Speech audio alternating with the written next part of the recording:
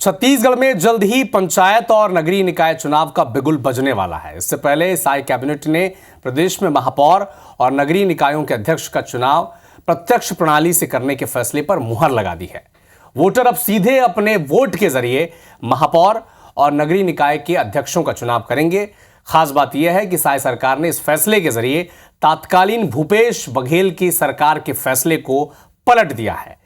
आपको याद होगा 2018 में कांग्रेस सरकार जब सत्ता में आई थी तब उसने मेयर यानी महापौर और नगर पालिका के अध्यक्षों का चुनाव प्रत्यक्ष की जगह अप्रत्यक्ष तरीके से कराने का आदेश दिया था। साई कैबिनेट के इस फैसले पर कांग्रेस भड़क गई। पूर्व मंत्री धनेंद्र साहू ने कैबिनेट के फैसले पर निशाना साधते हुए कहा कि बीजेपी चुनाव में हार को लेकर घबराई हुई है। तो यानी एक बार फिर से साफ हो चला है कि मेयर का चुनाव, चाहे वो नगर निगम हो, नगर पालिका हो, यहाँ पर अब सीधे जो जनता है अपने वोट से वो महापौर चुनेगी, मेयर चुनेगी। लेकिन पुरानी जो सरकार थी भूपेश बघेल की, उनका तरीका अप्रत्यक्ष था। आप पार्षद चुनते थे, फिर पार्षद मिलकर महापौर चुनते थे। लेकिन अब इस प्रणाली को बदल दिया गया। इस पर सियासत भी शुरू हो गई है।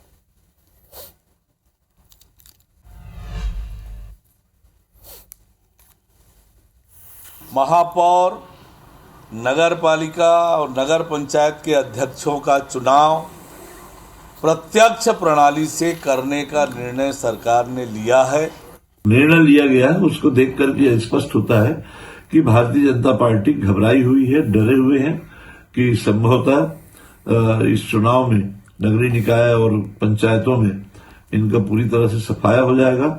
इस भय के कारण इस तरह के नियम बनाए हैं। यदि महापौर का चुनाव और अध्यक्षों का चुनाव प्रत्यक्ष प्रणाली से होगा तो भारतीय जनता पार्टी को उसमें भरोसा नहीं है। भारतीय जनता पार्टी का चरित्र ही संविधान विरोधी रहा है।